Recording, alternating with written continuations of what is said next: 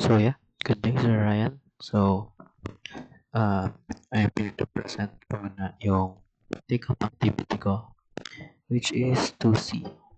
So, railway reservation system using an abstract base and while loop. So yeah, let's get started. Yun yung output. So, extra natin ito. Then, ito yung abstract class natin. So, this serves as a blueprint po ng ating system. Then, nakapaloob sa kanya yung mga attributes na given sa ating instructions. So, here, sorry. So, yeah. So,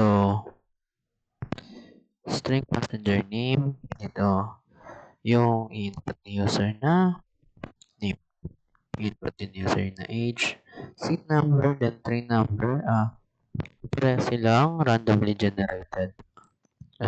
That's why naka-import yung util.random dito. Yung source station, input din ni user. Destination, input din ni user. Then, ito naman, ito yung final fare natin. So, ito yung pinaka-base na fare. Then, manabawasan lang siya, malideduct lang siya ng mga discount rate. So, ito yung discount rate, kung gano'ng kataas yung rate ng discount. Then, yung discount amount, kung magkano. Then, final net fare. So, ito yung pinaka-total na babayaran with discount. So, yeah. So, ito naman yung constructor natin. So, ito may railway reservation system. So, automatically siya na-print. So, ito naman yung setter natin para sa passenger name. So, nag-input si user ng name, preset yung name dito. Then, same for age, here, source station, destination. Then here, ito yung mga randomly generated na numbers. For seat number, then train number. So, ito yun. So, string value, 10,000 plus random. Next in, 90,000. So, ito yung abstract void calculate age discount. So, ito yung, hold on. Yan yung, sorry.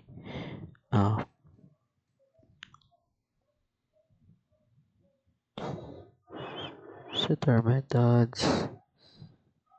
Ito. Calculate must be implemented by subclasses. This method calculates and sets the age discount amount based on the defined age discount rate. So, ito yung magka-calculate. So, ito yan. Never mind. Ito yung interface discountable. So, ito yung sa firefighter. Then, compute final fare. Total discounts. Dito yan. Sa baba pa. Dito. So, ito yung class natin ng standard reservation. Then, naka-extends yung reservation contract dito. So, lahat ng attributes na dito, yung mga methods, papasok siya dito sa class na to. Same for discountable. May inherit nyo to. May inherit ng standard reservation yung discountable. So, ito yung calculate age discount natin. So, if age is greater than or equals to 60, meron kang age discount rate na 0.20. If hindi naman pasok dun sa criteria, walang discount. So, hindi pa senior. Ibig sabihin. So, ito yun. Dito i-calculate yun. So, fixed ticket rate, fixed ticket fare, nakamultiply sa age discount rate, which is ito, 0.20. So, yan. Ito yun. Yung fixed ticket fare, 100. Then, multiply by 0.20. Yeah. The total sa age discount amount. Then, sorry. Ito naman yung additional discount if firefighter yung user. So, if firefighter equals to yes, then return fixed ticket fare minus each discount amount. Then ito yung discount rate ng firefighter 0.50. So yeah, ito naman yung pang-compute ng final fare.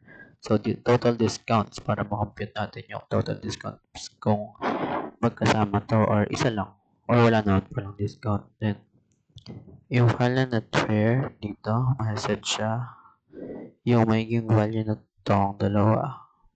Pasok siya sa final net fare na nasa taas dito. Yan. So, fixed ticket fare ito yung 100 then total discounts na kasama yung firefighter then yung senior citizen na discount natin. So, ito lang sa yung mga getters natin. So, get lang natin to. Get passenger name, get age, get seat number, get train number, get source station, get destination, get final net fare, get age discount amount. So, let's head over to our main class, sorry. So, nag-import tayo ng array list. Kahit yung array list, then ito yung para sa reservations. Para ma-view natin yung mga previous reservations. Then, scanner. Ito yung array list, standard reservation. So, pasok siya dito. Yung mga values may store sa array list. Then, ito yung while loop natin. So, while choice is not equals to 3, so magka-continue lang siya. Ito yung menu natin. So, ito yung reservation size. Ito yung sa array natin. Then, switch choice. So, dito na yan. So, book ticket, scanner, reservation. So, ito yung book ticket, scan, then reservation. So, yung object, then ito yung sa case natin pag mag-book na ng ticket si user. So, firstly, kailangan niya mag-enter ng passenger's name, scan yan, then isiset yan. Isiset natin dito yan. Ito yan. Ito. So, kung anong ma-enter, yun yung magiging name niya. Same for age. Ito yan. Source. Destination. Yan, ito yung sa reservation details. May set here. Magkakasama natin reservation calculation. Reservation that calculate age discount. So, ito yun. Reservation calculate age discount. So, yeah. So, kung firefighter daw ba yung user to is firefighter scanner din yan. So, additional discount reservation calculate. So, ito yan. So, additional discount reservation calculate. Additional discount. So, ito yan. Yung sa firefighter. Tatawagin lang niya yung method na to. Yung override method na to. So, same here for total discounts. Reservation that each discount amount. So, ito. Calculate each discount amount. Additional discount. Then, compute final fare. Then, yung method override. Override method, I mean. Then, ito na yung sa details. Yung different na details. So, tawagan mo lang yung in-input na passenger name kanina. Then, same for age. Same for train number na randomly generated. Same as seat number. Sorry. Reservation. Ito din, kukunin lang din. So, ito yan. Dito. Kukunin lang din yung in-enter ni user kanina. So, reservation that fixed ticket fare. So, lalabas dito yung 100. Ito yan. Yung naka-final natin. Excuse me, sir. 100. Then, total discounts. Kung magkano yung amount na kung ilan yung discount natin. So, kunwari, senior siya, then firefighter, 60 yung magiging discount, total discounts niya. Then, dito lalabas yung final ticket fare. So, na-deduct na yung discounts dito. So, yeah, dito i-store lang yung mga details dito sa reservation. Then, dito naman yung kung gusto nating i-view yung mga previous reservation. Dito, lalabas yan. Dito yung pang-check kung may naman ba yung reservations natin, kung meron ba nakapag-reserve. If wala, then ito yung lalabas. So, naka-for loop. So, dito yung ID. Ito yung ID niya. Kukunin lang natin yung passenger name, train number, seat number, then final not fire. So, try natin siyang i-run. Hopefully mag-run. Yan. So, i-enter natin yung nasa nasa instructions, yung sample output. So, yan, let's go.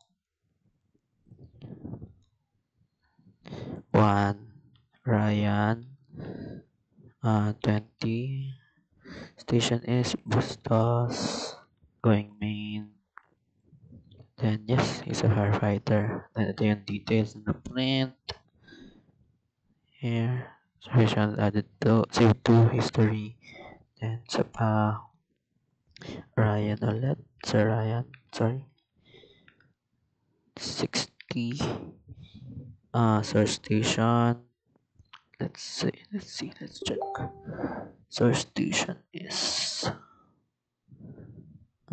Bustos. Main. So, main Bustos. Then, di siya firefighter. Then, ito yung details niya. Then, isa pa, Sir Ryan, age 60 ulit. Station is, let's see.